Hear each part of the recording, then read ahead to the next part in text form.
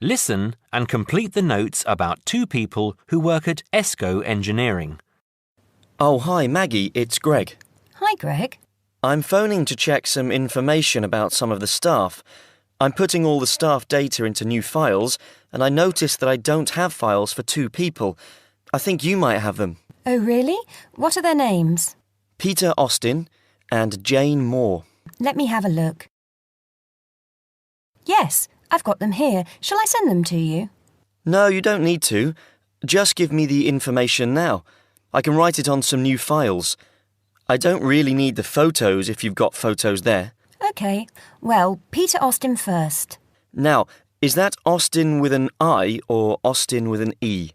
It's Austin, and his address is 110 Argyle Street, Tunbridge Wells, Kent, TN3 5RQ. 110? Uh-huh. And his phone number? It's 07984 645 792. OK. And how old is he? He's 47. 47. And what about his marital status? He's married. There's a note here that he has 3 children, 2 boys and a girl. OK. And finally, when did he join the company? He started with ESCO in August 2003. Thanks, Maggie. Before you hear the rest of the conversation, you have some time to look at questions 6 to 10.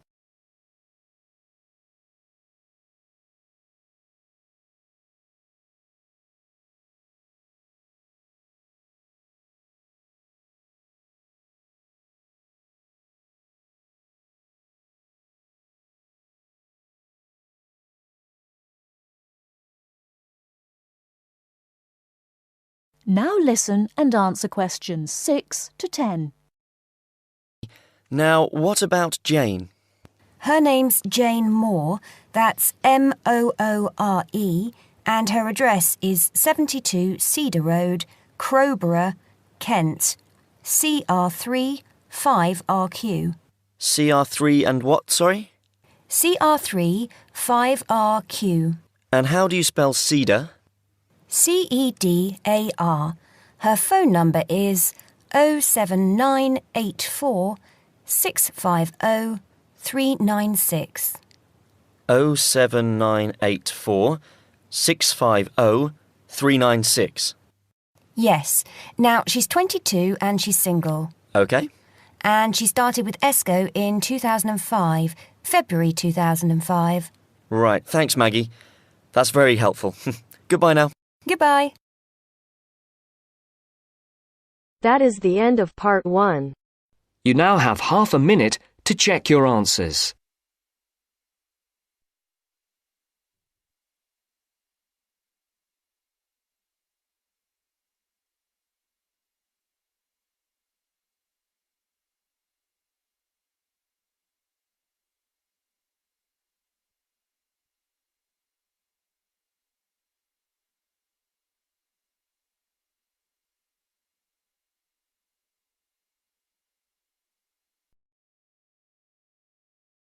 Now turns to part 2.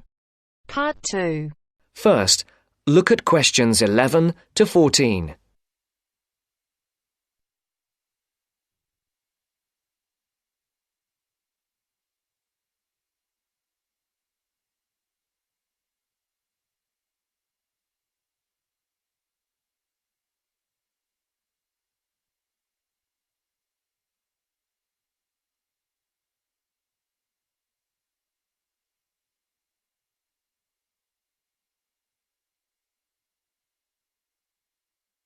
Listen carefully. Who's next, please? I think I am. How can I help you? I just came in on flight 372 from Singapore at 11:30 and my luggage hasn't arrived. I've been waiting at the baggage claim for about half an hour now and everything seems to have come off the plane. The conveyor belt has stopped and all the passengers have gone. So I came here to find out what has happened to my bag. Can I see your ticket, please? Here it is. So you came from Hong Kong today and changed planes in Singapore, right? Yes, the connection in Singapore was a tight one.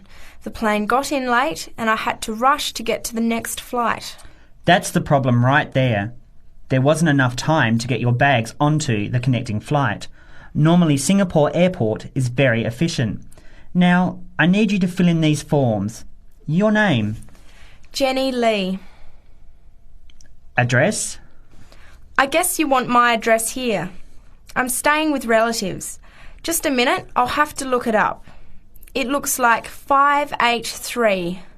No, it's 533 East 67th Street in Riverside.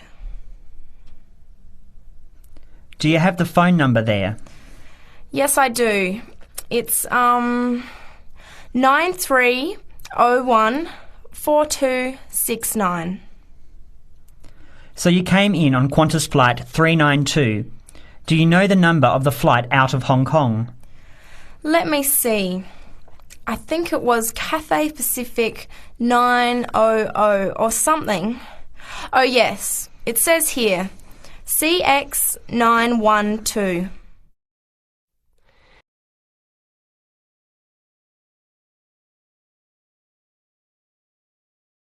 Before the broadcast continues, look at questions 15 to 20.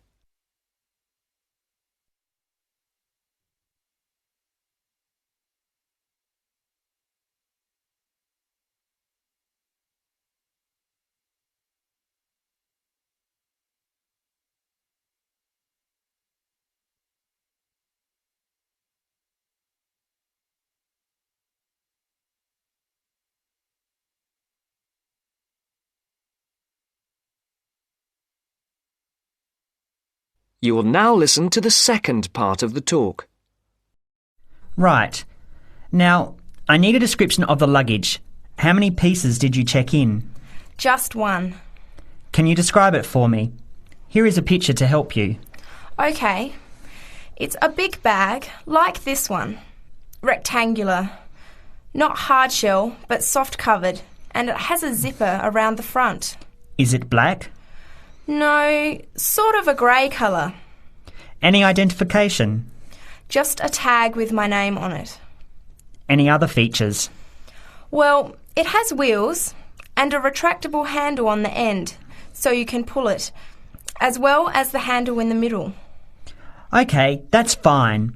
Now, if your bag missed the connection, I'm sure it'll be put on the next flight.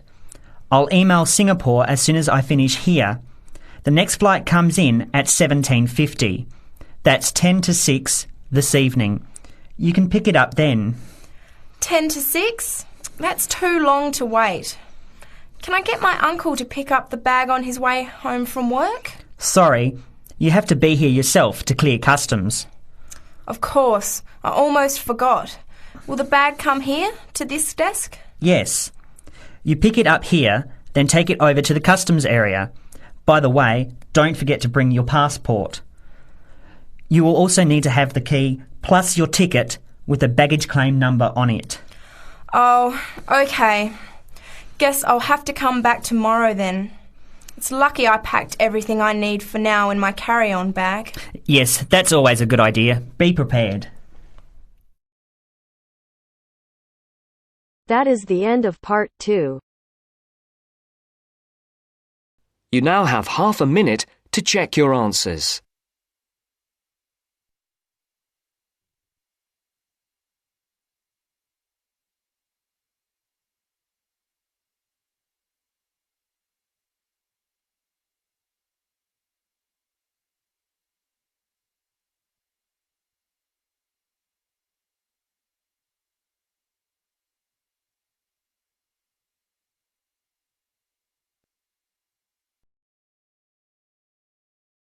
Now turns to part 3. Part 3. You will hear a business studies student called Sam talking to his tutor about an IT project he is going to do for a local company called Turner's. First, you have some time to look at questions 21 to 26.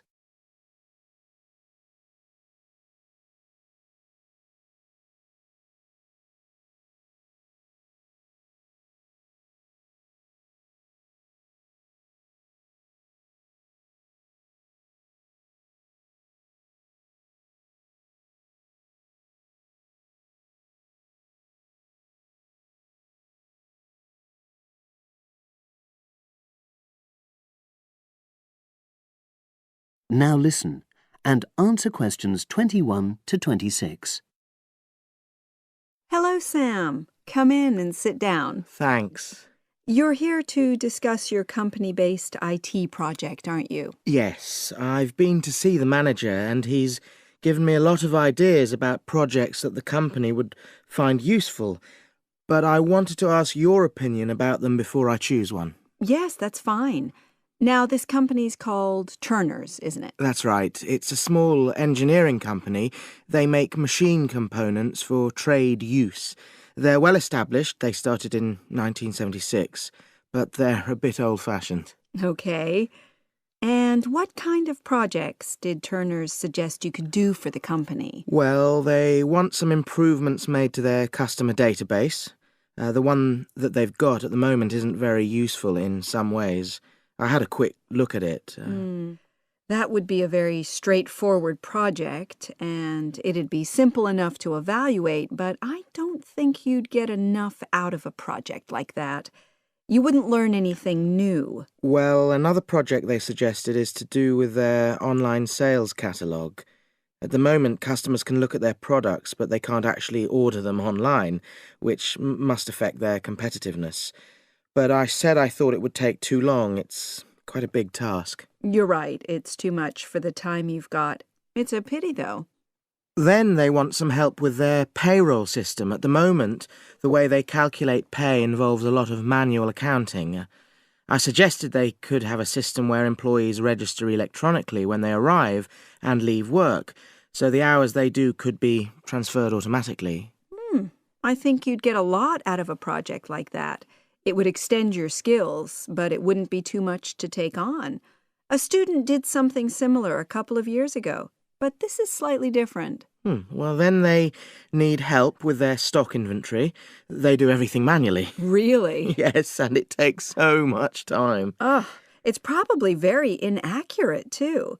An electronic inventory would probably be the biggest single benefit for the company. I'm surprised they haven't had it done before. I know. Then they wanted to improve their internal security. The manager had visited other companies where the staff use swipe cards to access various areas of the building. It sounded useful, but the trouble is I'm not really sure how to do it. Well, I think you're right in that assessment. At the moment, it's probably a bit beyond your level of knowledge. Is that all? Just one more. Customer service. They want to be able to collect feedback from their customers in a more systematic way.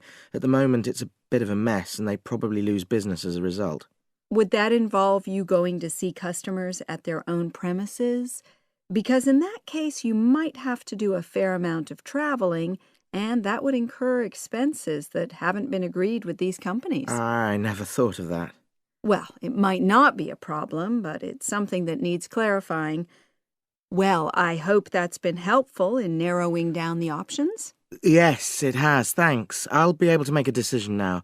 But while I'm here, can I talk to you about coursework? Sure.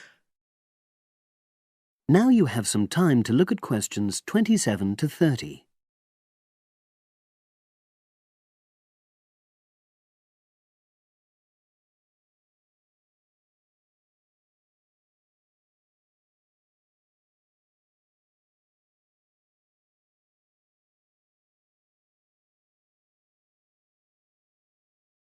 Now listen and answer questions 27 to 30. I'm not very happy about the way our group assignment is working. There are some problems. Oh dear. Are people just not getting on with each other? That's the worst thing. Actually, we're all friends. It's not that. But when we're having a discussion about the assignment, one or two people end up doing all the talking and the rest don't say anything. It's a bit frustrating because we need plenty of debate. Well, that's a common observation. You're studying in a group with people from all over the world, and you all have your own ways of participating. In some places, students are more used to listening than talking, and vice versa. I suppose you're right. I'll try to remember that. Does everyone pull their weight as far as sharing the workload is concerned? I'd say they do, yes. And our group elected a leader. She's very good at making sure no one's overloaded. But personally, I feel that there are just too many of us in the group. Whenever we try to arrange a meeting, there's always at least one person who can't make it. It's not anyone's fault, it's just that we've all got slightly different timetables. Well, I'm glad you've talked to me about it. Feedback is always useful. Is there anything else you're concerned about? There are a couple of problems with lecturers that all the students are talking about. Last semester we had negative feedback about the way lectures were organized. There were several occasions when the wrong room had been booked or the same room had been booked twice, that sort of thing. Is that still a problem? That hasn't happened at all as far as I know. Oh, good. It's sorted out then. But I don't know the reason, but some of the staff often turn up late, so we miss 10 or 15 minutes of our lecture time. It might be because they've been copying handouts for students. I think there's a queue for the machine sometimes. Well, I'll look into that. Thank you for telling me. Anything else? The other thing is that it can be very difficult to get to see a lecturer individually. They're all very supportive and friendly when you do manage to find them, but often they're not in their office, even at times when they're meant to be available for consultation. Okay, that's helpful. Now, before you leave, That is the end of part 3. You now have half a minute to check your answers.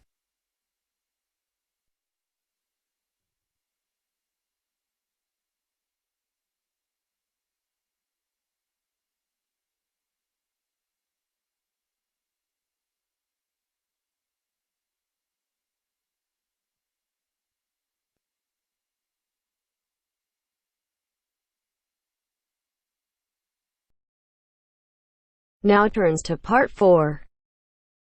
Part 4. You will hear a talk given by Dr. Miranda James. First, you have some time to look at questions 31 to 35.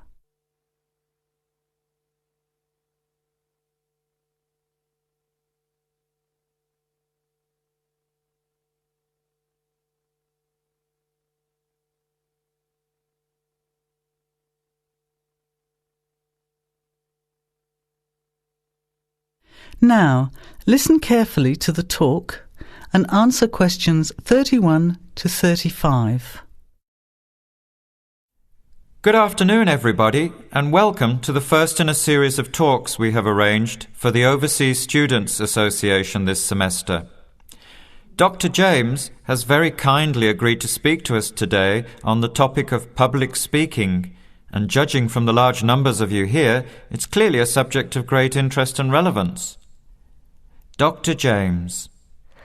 Hello. It's good to see so many of you here, and hopefully what I'm going to tell you will be useful to you both here at the university and in your future employment. Many people avoid speaking publicly, by which I mean in front of, say, 10 or more people. Not because they lack the ability, but mainly because they lack confidence, which is really only due to lack of practice.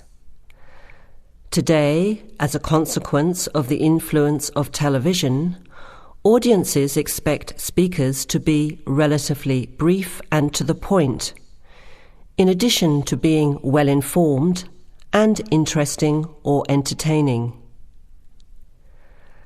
Probably the most important part of public speaking is what you do beforehand, by which I mean preparation.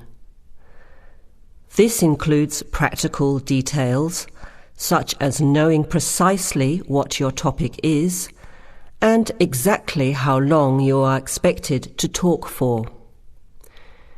You should also plan the content thoroughly. A good strategy is to write out the content as you intend to say it, and then make brief notes, preferably on small cards, which you use to talk from. This way you sound more natural. You incorporate pauses while you look at your notes, and you can then look at your audience while you are speaking. Never read your speech without looking at the audience. Eye contact is a very important part of communicating with an audience. So deliberately move your head and look around at your audience. Pauses are important, as most people, when they are nervous, tend to rush through their speech. Now you have some time to look at questions 36 to 40.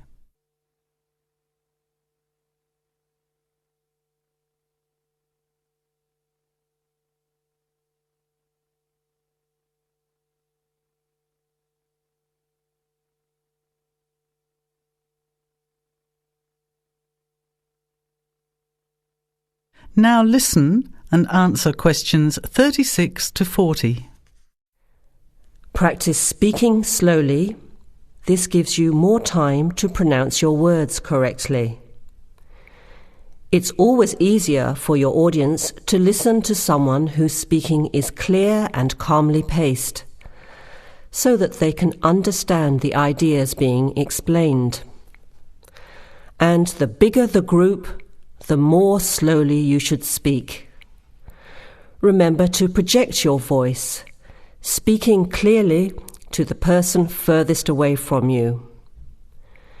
It's a good idea to rehearse and record yourself. Pay attention to your intonation when you listen to yourself. It's even harder if you're speaking in a second language, I would imagine. But there's nothing worse than listening to a flat, monotonous voice. So try to vary your tone and rhythm. This will add meaning to your words. Lastly, pay attention to both your posture and your gestures. A confident person stands or sits in a small group with their head up, chin out, and shoulders back.